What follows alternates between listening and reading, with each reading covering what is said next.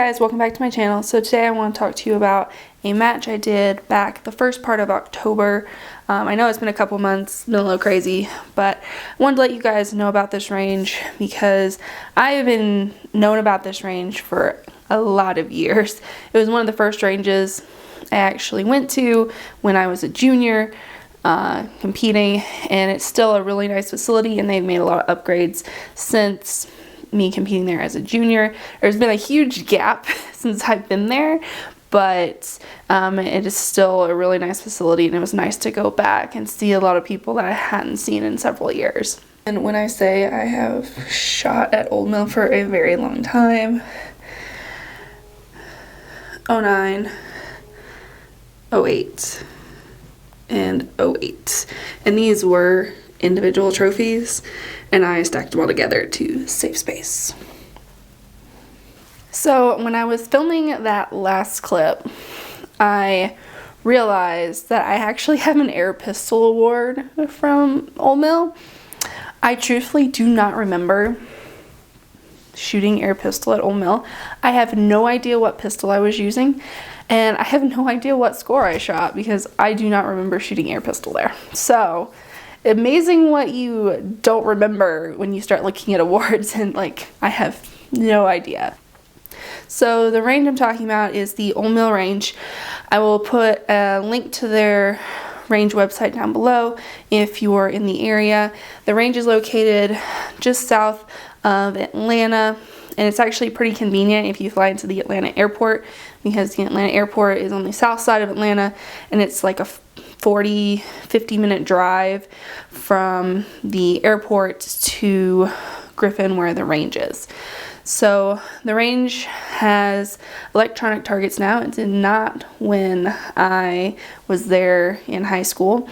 It's got electronics for 10 meter air and 50-foot small bore. I think they also have the capability of doing 50 meter small bore. They don't usually do that for matches, but I think they're able to do it for practices if they turn the range long ways, kind of like the Olympic Training Center does. So you can't shoot air and 50 meters at the same time, but it's nice to have that capability.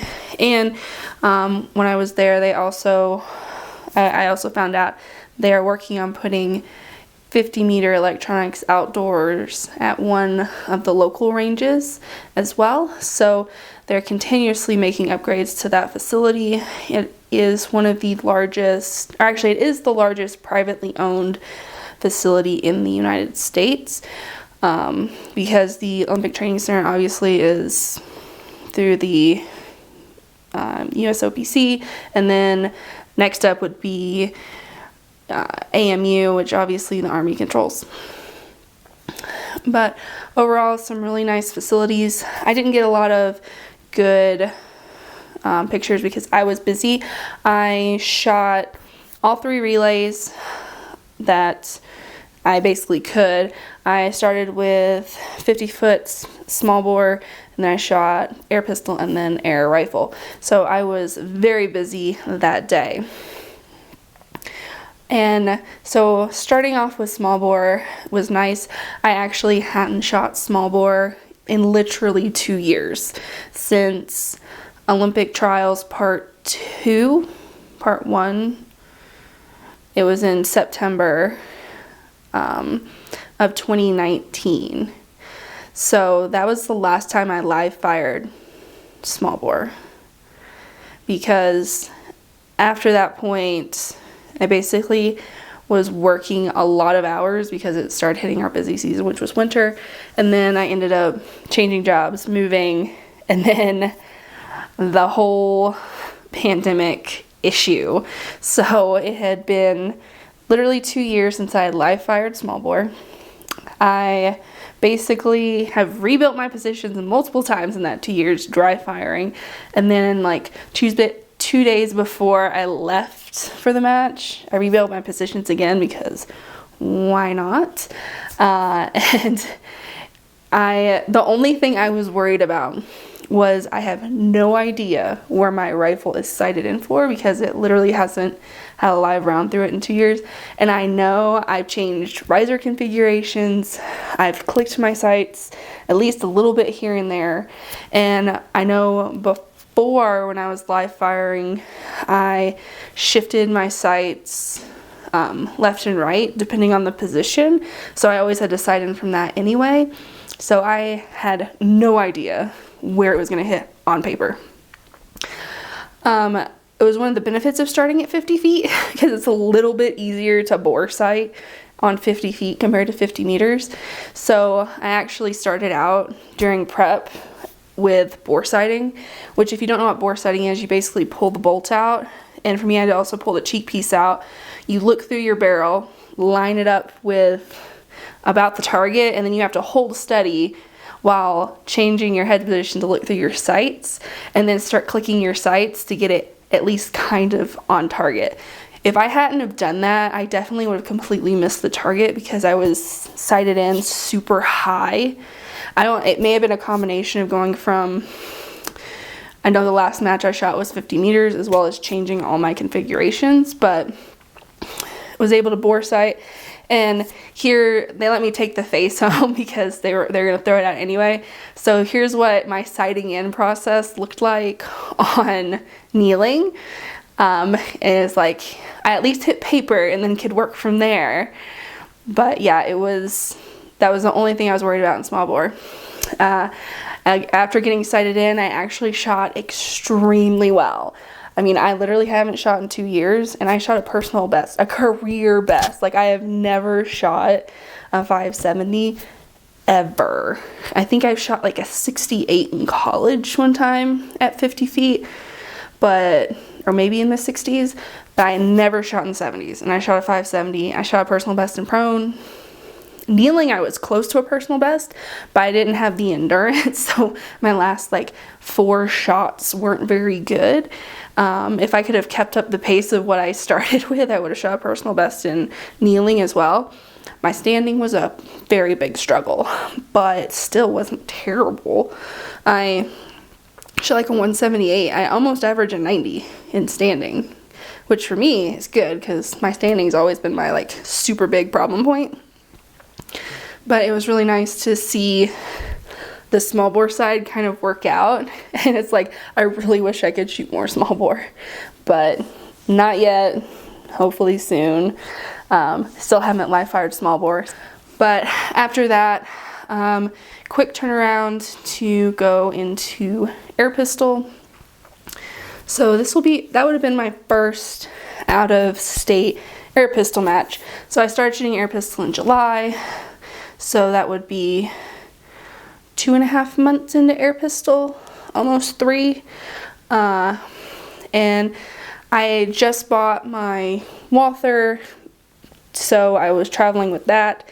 And then I was like, I had to finagle things in my rifle case in order to fit all 3 guns, and I couldn't fit my air pistol in the hard-sided case, so I ended up wrapping it in some clothes and putting it inside with my air rifle. Long story short, the grip ended up shifting in transit, and I didn't figure this out until sighter started, because all my shots were ending up in like the 4-ring upper right, and I tried clicking and it wasn't moving that much, and I knew if I just tried to click it back over, I would end up probably bottoming out my sights. And I pretty much knew it was the grip, but I wasn't sure because it was new to me and I hadn't really done a lot of adjustments. I didn't know how to tweak the grip back to where it was before. So I ended up Kentucky windaging the entire match for air pistol. So I basically held off from, I was doing, I think I had just changed to sub 6 at that point. So I would, instead of holding sub 6, I was actually holding bottom right corner of the target in order to hit the black. It was not the best scenario, but because was still new to air pistol and figuring things out.